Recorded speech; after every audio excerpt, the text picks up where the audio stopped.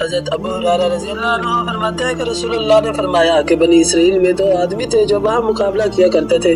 ان میں سے ایک گنہگار اور دوسرا عبادت گزار تھا۔ جو عبادت گزار تھا وہ دوسروں کو گناہ میں مبتلا دیکھ کر برابر یہی کہتا تھا کہ گناہ سے باز آ جا، گناہ سے باز آ جا۔ ایک دن ایسا ہوا کہ اس نے گناہ میں مبتلا دیکھ کر کہا کہ گناہ کو چھوڑ بھی دو۔ اس گنہگار نے جواب دیا، مجھے میرے رب کے سپرد کرو، کیا تم میرے نگران بن کر بھیجے گئے ہو؟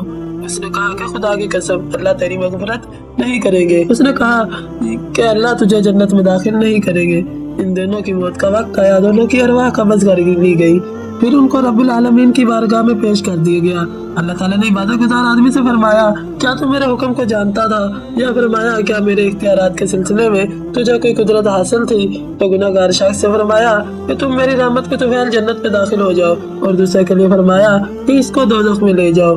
اس حدیث سے معلوم ہوا کہ نیکی کی ترغیب اور بدی سے روکنا چاہیے، کسی کو روکنے اور منع کرنے سے برائی سے رک جانا چاہیے، اور تکبر اور عناد کی وجہ سے اپنے گناہ پر اڑے نہیں رہنا چاہیے۔ مخلوق خدا کو اللہ کی رحمت و مغفرت سے نا امید نہیں کرنا۔ حضرت ابن عباس رضی اللہ عنہ فرماتے ہیں کہ رسول اللہ نے فرمایا کہ معراج کی رات میں نے پاکیزہ خوشبو محسوس کی تو میں نے پوچھا، ہے جبرائیل یہ عمدہ خوشبو کیسی ہے؟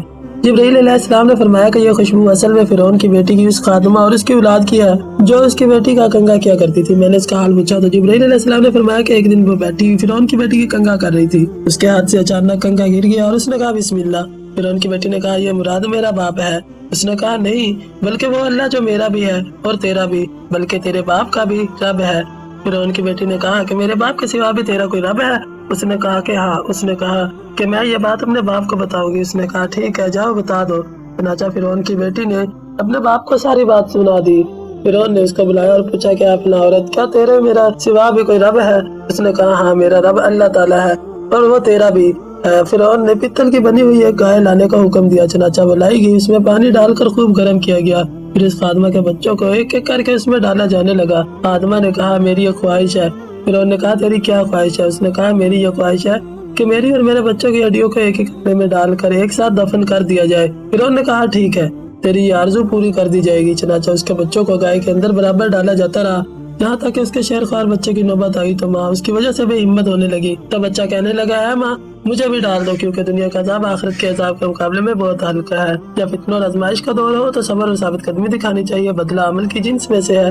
جو شخص اپنی دین پر قائم رہتا ہے اور اللہ تعالیٰ کے حکم کے مقابلے میں کسی ملامت پر کی ملامت نہیں ڈرتا، اللہ اس کو اجر عظیم دیتا ہے۔